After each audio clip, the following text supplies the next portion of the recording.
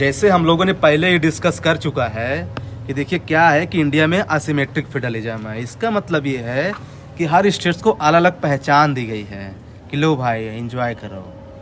अब लेकिन क्या है कि उनमें से क्या है ना कि थोड़ा सा अंदर जाने पर थोड़ा सा कन्फ्यूजन हो जाता है।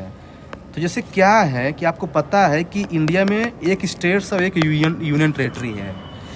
अगर कोई स्टेट्स है ना तो इसका मतलब ये है कि उसमें जो है ना स्टेट्स का रोल ज़्यादा है, और अगर कोई यूनियन टेरेटरी है तो इसका मतलब ये है कि उसमें प्रेसिडेंट का रोल ज़्यादा है।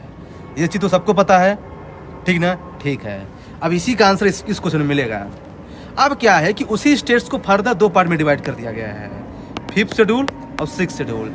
6th शेड्यूल में वो स्टेट्स आते हैं जो बहुत ज़्यादा ट्राइबल्स इन्वॉल्व करते हैं। उसमें 4 स्टेट्स हैं, असम, मेघालय, त्रिपुरा, मिजोरम। तो जिसमें जो आसाम है ना, आसाम बेसिकली है ना, ये एक बहुत बड़ा स्टेट्स है बेसिकली ये, और ये प्योर स्टेट्स है।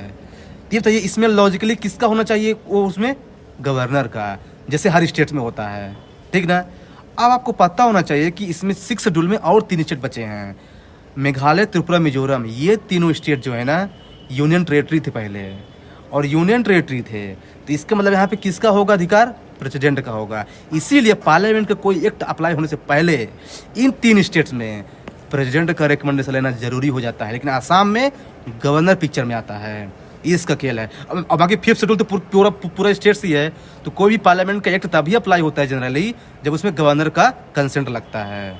आई होप आप लोगों को समझ में